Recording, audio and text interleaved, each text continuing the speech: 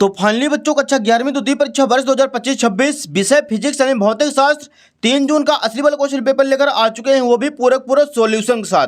तो बच्चों आपको यहाँ पे बिल्कुल भी टेंशन नहीं लेना। यदि आप इस वीडियो को शुरू से लेकर आज तक वॉच करते हैं तो 100% गारंटी है कि आपको इस बार फिजिक्स में पास होने से कोई भी नहीं रोक सकता और आपके इस बार फिजिक्स में 70 में 70 नंबर आने वाले हैं। तो चलिए बच्चों, मैंने टाइम वेस्ट किया क्योंकि आपके पास टाइम बहुत कम बचा हुआ है। तो बच्चों सबसे पहले आप देख सकते हैं पेपर का फ्रंट पेज आपका यहाँ पे कुछ इस टाइप का होने वाला है एंड जो क्वेश्चन है बच्चों इसके अगले पेज से दिए गए हैं।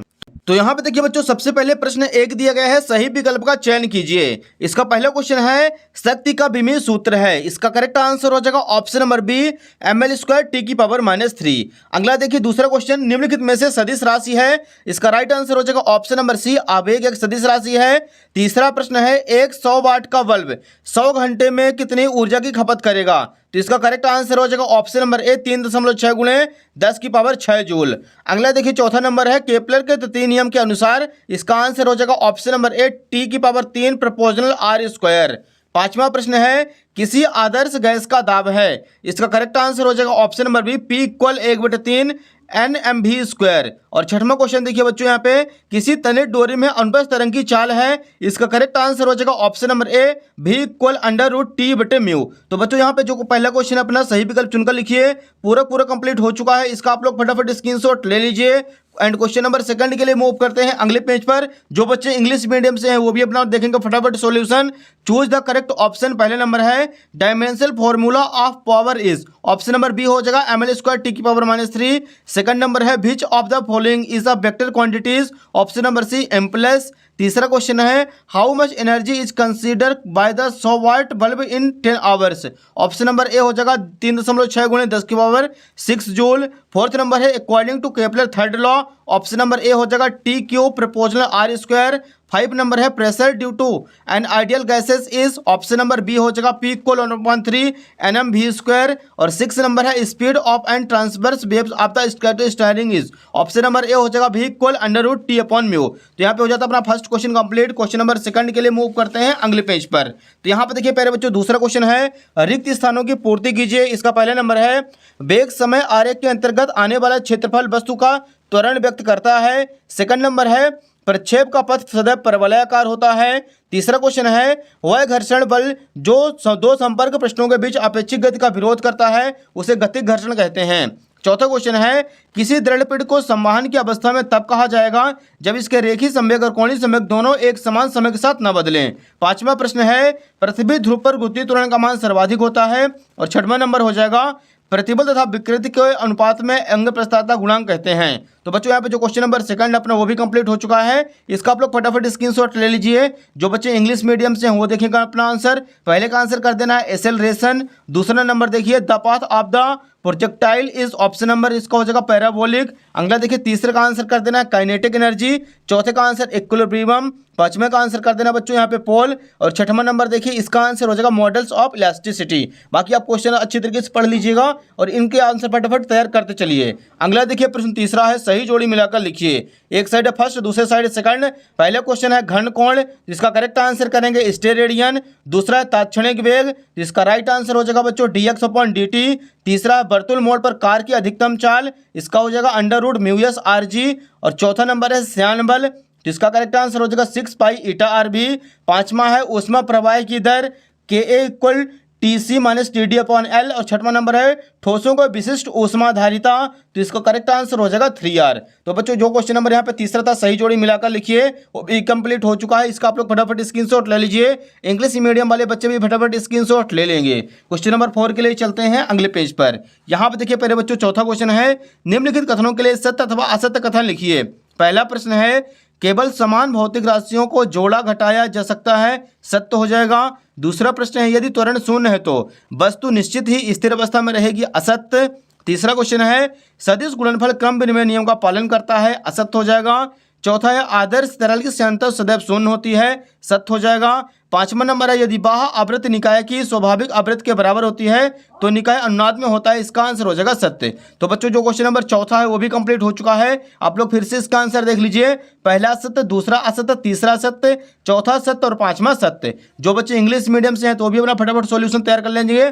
पहला ट्रू, दूसरा फॉल्स, तीसरा फॉल्स, चौथा ट्रू और पांचवा ट्रू। अगला देखिए 5वां नंबर क्वेश्चन है एक वाक्य फिर एक शब्द में उत्तर लिखिए। फर्स्ट नंबर क्वेश्चन है अभिकेंद्र त्वरण की दिशा क्या होती है, तो इसका आंसर हो जाएगा अभिकेंद्र त्वरण की दिशा वृत्ताकार मार्ग के केंद्र की ओर होती है। दूसरा प्रश्न है स्थैतिक घर्षण बल के अधिकतम मान का सूत्र लिखिए, तो इसका आंसर हो जाएगा Fs maximum equal mu s into N. तीसरा प्रश्न है शुद्ध स्थानांतरण गति क्या है, तो इसका आंसर हो जाएगा बिना घूमे एक सीधी रेखा में चलती है। चौथा प्रश्न है उस सरल लोलक की लंबाई क्या होगी जो हर सेकंड के बाद टिक टिक करता है, इसका आंसर हो जाएगा 1 मीटर और उसका आवर्तकाल 2 सेकंड होता है। पांचवा प्रश्न है तरंग के आवर्तकाल टी और कोणीय आवृत्ति म्यू ओमेगा में क्या संबंध होगा, जिसका करेक्ट आंसर हो जाएगा ओमेगा इक्वल 2π/t। तो बच्चों जो क्वेश्चन नंबर 5वां है एक वाक्य में उत्तर वो भी कंप्लीट हो चुका है। इसका आप लोग फटाफट स्क्रीनशॉट ले लीजिए और वीडियो को अपने सभी दोस्तों के मध्य फटाफट शेयर करते चलिए, क्योंकि बच्चों को पूरा कंप्लीट सॉल्यूशन असली क्वेश्चन पेपर का केवल इसी यूट्यूब चैनल पर मिलने वाला है। यहाँ पे देखिए बच्चों अगला क्वेश्चन नंबर 6वां है किसी बहुमंजिला भवन की ऊपरी छत से कोई गेंद 20 मीटर प्रति सेकंड के वेग से ऊपर की ओर ऊर्ध्वाधर दिशा में फेंकी जाती है। जिस बिंदु से गेंद फेंकी जाती है धरती से उसकी ऊंचाई 25.0 मीटर है। गेंद धरती से टकराने के पहले कितना समय लेगी। 13 बच्चों उत्तर क्रमांक 6वां यहाँ पे लिखेंगे किसी बहुमंजिला भवन के ऊपर से छत पर कोई वेग 20 मीटर प्रति सेकंड से फेंकी जाती है, तो इसमें जो अधिकतम समय है वो 5 सेकंड का लगेगा।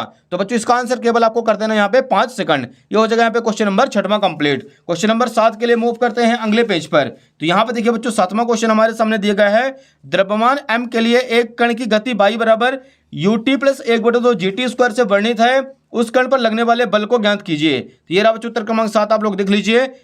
कण का द्रव्यमान m, विस्थापन y बराबर ये पूरा फॉर्मूला और यहाँ पे सॉल्व करेंगे तो आ जाएगा F बराबर m गुणे g। ये हो जाएगा बच्चों यहाँ पे क्वेश्चन नंबर 7वां कंप्लीट। इसका आप लोग फटाफट स्क्रीनशॉट ले लीजिए। अगला क्वेश्चन देखिए बच्चों 8वां नंबर दिया गया है संरक्षी बल किसे कहते हैं, इसका अथवा दिया गया है प्रत्यास्थ संघट्ट किसे कहा जाता है। तो यहाँ पे बच्चों लिखेंगे उत्तर क्रमांक 8 संरक्षी बल वह बल जिसके द्वारा किसी कण को एक बिंदु से दूसरे बिंदु तक ले जाने में किया गया कार्य केवल प्रारंभिक और अंतिम स्थितियों पर निर्भर करता है, न कि उसके प्रारंभिक मार्ग पर, तो संरक्षी बल कहलाता है। ये हो जाएगा क्वेश्चन नंबर 8वां कंप्लीट। तो इसका आप लोग फटाफट स्क्रीनशॉट ले लीजिए। अगला देखिए बच्चों क्वेश्चन नंबर 9वां है जड़त्व आघूर्ण किसे कहते हैं।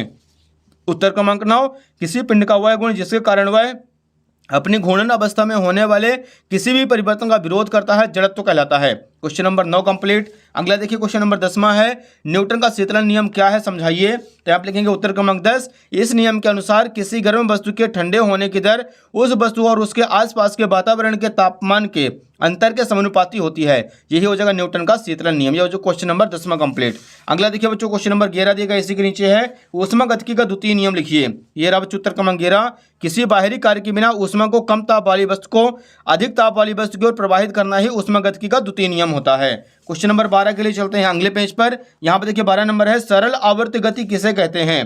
13 बच्चों उत्तर क्रमांक 12 यहाँ पे लिखेंगे जब कोई वस्तु अपनी माध्य स्थिति के आगे पीछे सरल रेखा में इस प्रकार गति करती है उस पर कार्य करने वाला प्रत्यानयन बल वस्तु के विस्थापन के समानुपाती होता है और उसकी दिशा हमेशा माध्य स्थिति के ओर होती है। ऐसी गति को सरल आवर्त गति कहते हैं। ये हो जाएगा बच्चों यहाँ पे क्वेश्चन नंबर 12वां कंप्लीट। इसका भी आप लोग फटाफट स्क्रीनशॉट ले लीजिए। अगला देखिए बच्चों प्रश्न 13 दिया गया है मूल राशियां किसे कहते हैं। मूल राशियों के नाम एवं उनके प्रकारों की सूची बनाइए। तो यहाँ पे लिखेंगे उत्तर क्रमांक 13 वे भौतिक राशियां जो मूल राशियों पर निर्भर होती हैं उन्हें मूल राशियां कहते हैं। किसी भौतिक राशि की सहायता की लेनी नहीं पड़ती, मूल राशियां कहलाती हैं। ये हो जाए क्वेश्चन नंबर यहाँ पे 13 कंप्लीट। अगला देखिए बच्चों प्रश्न 14 दिया गया है न्यूमेरिकल क्वेश्चन है बच्चों। यहाँ पे बल दिया गया है और इसके बाद इसकी दूरी दी गई 4 मीटर, किए गए कार्य की गणना ज्ञात करनी है। तो ये रहा बच्चों इसका आंसर यहाँ पे दिया है। इसके बाद W बराबर Fs का सूत्र लगाएंगे तो यहाँ पे इसका राइट आंसर आ जाएगा 12 जूल। अतः बल द्वारा किया गया कार्य 12 जूल होगा। ये हो जाएगा उत्तर क्रमांक 14 कंप्लीट। अगला देखिए पहले बच्चों प्रश्न 15 है समतापी प्रक्रम में गैस प्रसार द्वारा किए गए कार्य का व्यंजक ज्ञात कीजिए। ये रहा बच्चों इसका व्यंजक आप लोग पूरा आप लोग इसका स्क्रीनशॉट ले लीजिए। इसका राइट आंसर यहाँ पे आ जाएगा W बराबर 2.303 nRT log 10 P1/P2। ये हो जाएगा question number 15 complete. Question number 16 देखिए बच्चों इसी के नीचे दिया गया है यंग प्रत्यास्थता गुणांक, आयतन प्रत्यास्थता गुणांक एवं अपरूपण गुणांक को परिभाषित कीजिए। ये रहा बच्चों उत्तर क्रमांक 16। देखिए यहाँ पे हेडिंग डालेंगे यंग प्रत्यास्थता गुणांक। प्रत्यास्थता की सीमा के भीतर अनुदैर्ध्य प्रतिबल और अनुपस्थित विकृत के अनुपात को यंग प्रत्यास्थता गुणांक कहते हैं। दूसरा नंबर है आयतन प्रत्यास्थता गुणांक। प्रत्यास्थता की सीमा के भीतर अभिलंब प्रतिबल और आयतन विकृत के अनुपात को आयतन प्रत्यास्थता गुणांक कहते हैं। तीसरा है अपरूपण गुणांक। प्रत्यास्थता की सीमा के भीतर अपरूपण प्रतिबल और अपरूपण विकृत के अनुपात को अपरूपण गुणांक कहते हैं। ये हो जाएगा question number 16 complete. Question number 17 के लिए मूव करते हैं अगले पेज पर। तो ये देखिए बच्चों यहाँ पे क्वेश्चन नंबर 17 हमारे सामने। ये भी बच्चों न्यूमेरिकल क्वेश्चन दिया गया है। इसका आंसर आप लोग देख लीजिए यहाँ पे। ये लीजिए बच्चों, इसका पूरा का पूरा आप लोग स्क्रीनशॉट ले लीजिए। हो जाएगा क्वेश्चन नंबर यहाँ पे 17 अपना कंप्लीट। अगला देखिए क्वेश्चन नंबर 18 दिया गया है। पृथ्वी के तल के नीचे स्थित किसी बिंदु पर गुरुत्वीय त्वरण के लिए व्यंजक ज्ञात कीजिए। तेरह बच्चों उत्तर क्रमांक 18 देखिए। यहाँ पे सबसे पहले लिखेंगे यू एक्स बराबर U cos theta, U Y बराबर यू साइन थीटा।